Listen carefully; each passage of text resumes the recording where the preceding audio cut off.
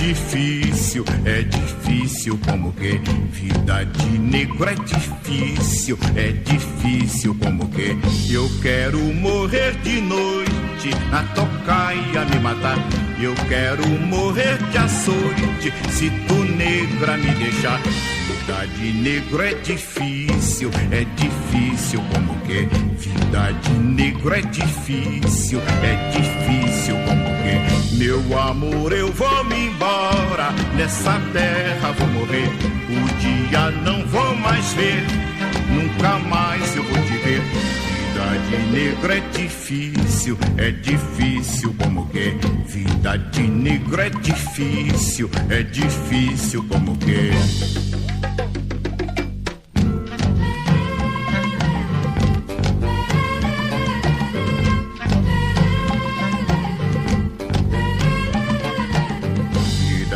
negro é difícil como que vida de negro é difícil como que eu quero morrer de noite na tocaia me matar. Eu quero morrer de açoite se tu negra me deixar. Vida de negro é difícil como que vida de negro é difícil como que meu amor eu vou me embora, nessa terra vou morrer, um dia não vou mais ver, nunca mais eu vou te ver. Vida de negro é difícil como que vida de negro é difícil como que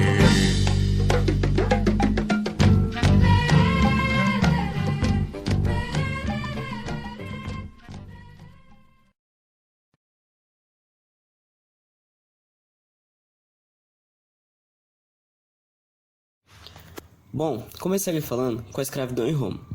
Sabemos que o número de escravos aumentou muito com as conquistas territoriais, e com o passar do tempo, o trabalho familiar foi gradativamente substituído e a sociedade tornou-se dependente da mão de obra escrava. Roma se tornou-se uma sociedade escravista.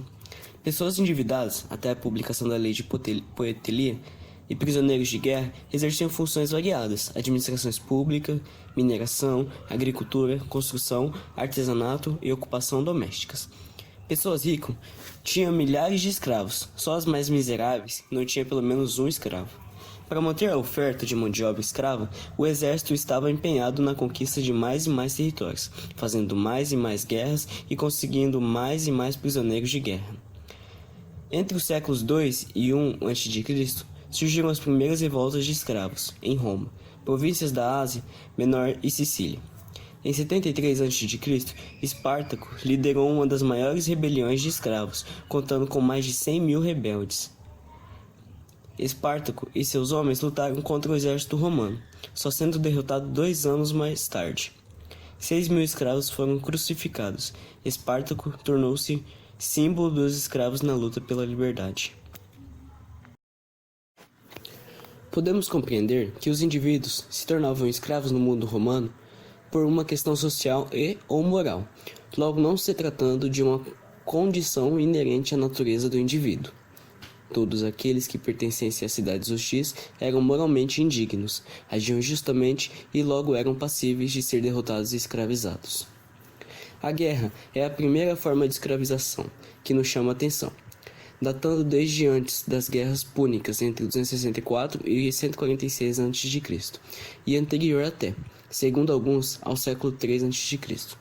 Massa de pessoas eram escravizadas ao se ganhar uma guerra, a fim de, por um lado, trazer riquezas para o vencido, em forma de produção pela mão de obra, por outro, demonstrar o poder do vencedor sobre o vencido, subjugando seus pares. A segunda forma é a escravização por dívidas, que ocorria quando alguém devia para outrem e não tinha mais condições de pagar tal dívida, dando à pessoa sua própria mão de obra como pagamento da dívida, sem ganhar nada em troca. Na República, pelos vestígios históricos, a escravidão por dívidas, apesar de assegurada na Lei das 12 Tábuas, foi abolida durante a República em 326 a.C., pela Lex Poetelia Papíria. Um dos possíveis motivos para a abolição seria a inserção. Entrando agora em status e situações dos escravos. Ser escravo em Roma, apesar de ser uma forma de subjugação humana, possuía formas e hierarquias diferentes. Os escravos eram aqueles que trabalhavam nas minas e faziam o trabalho pesado braçal em diversos locais. Porém, também assumiam os papéis de encarregados das finanças privadas e públicas do império, ou de responsáveis pela correspondência imperial e dos pedidos realizados ao imperador. Além disso, da República ao Alto Império, notamos através dos indícios arqueológicos e textuais os escravos ocupando funções na sociedade romana, que estariam ligados diretamente com a produção artesanal ou agrícola.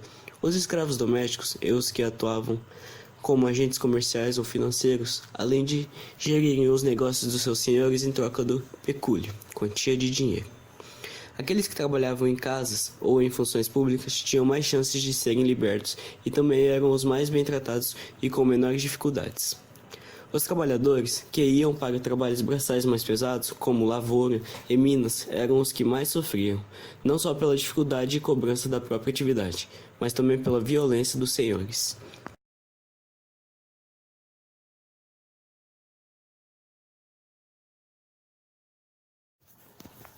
Bom, se tratando de Grécia, geralmente apontamos o lado positivo dessa civilização, destacando o desenvolvimento cultural, político e econômico. A Grécia Antiga é o berço da democracia, das Olimpíadas e da filosofia. Porém, esta mesma sociedade, que gerou toda essa riqueza cultural, utilizou para diversos fins a mão de obra escrava. Na Grécia Antiga, uma pessoa tornava-se escrava de diversas formas. A mais comum era através da captura em guerras. Várias cidades gregas transformavam o prisioneiro em escravo. Estes eram vendidos como mercadorias para famílias ou produtores rurais.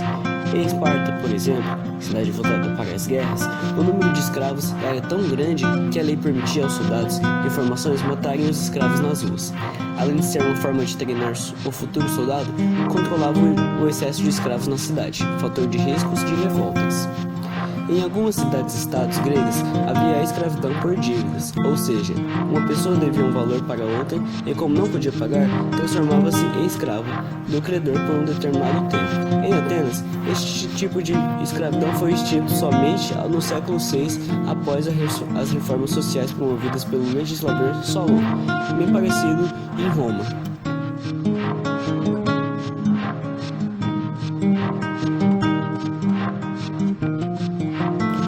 De obra escrava era a base da economia na Grécia Antiga. Os trabalhadores manuais, principalmente os pesados, eram rejeitados pelos cidadãos gregos. O grande filósofo grego Platão demonstrou esta visão com a frase: "É próprio de um homem bem-nascido desprezar o trabalho". Logo, os cidadãos gregos valorizavam apenas as atividades intelectuais, artísticas e políticas. Os trabalhos nos campos, nas minas de minérios, nas olarias e na construção civil, por exemplo, eram executados por escravos. A mão de obra escrava também era muito utilizada no meio doméstico. Eles faziam os serviços de limpeza, preparavam a alimentação e até cuidavam dos filhos de seus proprietários. Estes escravos que atuavam dentro do lar possuíam uma condição de vida muito melhor que os outros.